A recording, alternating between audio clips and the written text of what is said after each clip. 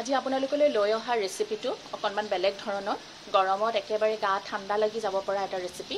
এইটো হৈছে গুড়ৰ চৰ্বত। এতিয়া চাওক মই গুড়ৰ চৰ্বতটোৰ কাৰণে কি বস্তু লৈছোঁ।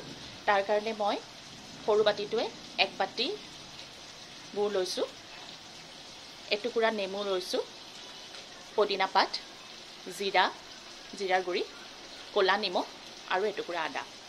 এতিয়া চাওক মই কেনেকৈ এইখিনি দিয়ে এটা খুব ধুনীয়া চৰ্বত বনাওঁ। গুড়ৰ চৰ্বতৰ কাৰণে মই এটা মিক্সি ডাঙৰ বাটি লৈ লৈছোঁ। এতিয়া মই এই গুড়খিনি ইয়াৰ ওপৰত দি দিম, আদা টুকুৰাও দি দিম, কুমলীয়া আদা হয়। ইয়াতে মই দি দিম ক'লা নিমখ আৰু জিৰা।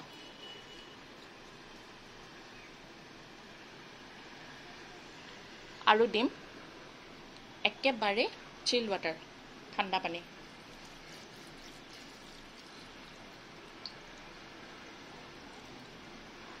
আৰু ইয়াৰ ওপৰত মই দিম নেমুৰ ৰস।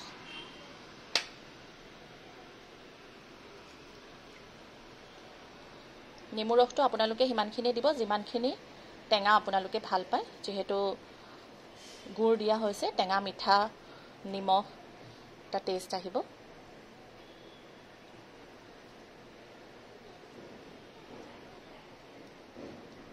আৰু ইয়াতে মই দি দিম একদম সামান্য পদিনা পাত, বেছি দিয়া নাই, কাৰণ পদিনা পাতৰ টেষ্টটো চবেই চৰ্বতত ভাল নাপায়। একদম কম দিছোঁ মই, ইচ্ছা কৰিলে আপোনালোকে বঢ়াই দিব পাৰে।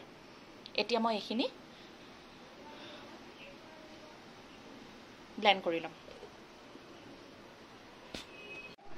এইখিনি চাওক মই ধুনীয়াকৈ ব্লেণ্ড কৰি ল'লোঁ।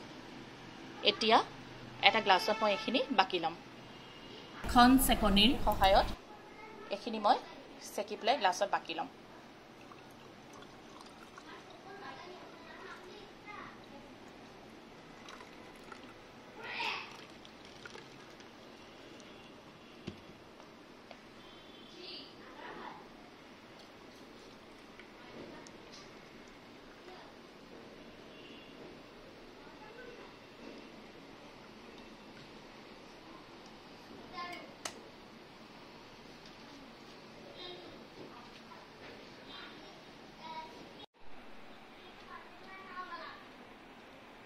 এতিয়া গুড়ৰ চৰ্বতখিনিৰ ওপৰত মই অকণমান ক'লা নিমখ,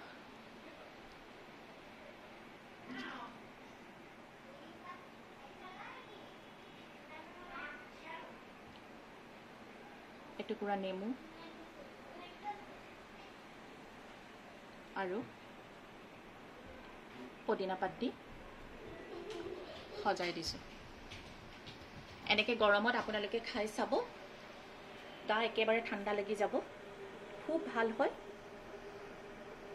আৰু মোক কমেণ্টত জনাব আপোনালোকে কেনেকুৱা পালে। পুনৰ লগ পাম, আজিলৈ আহিছোঁ।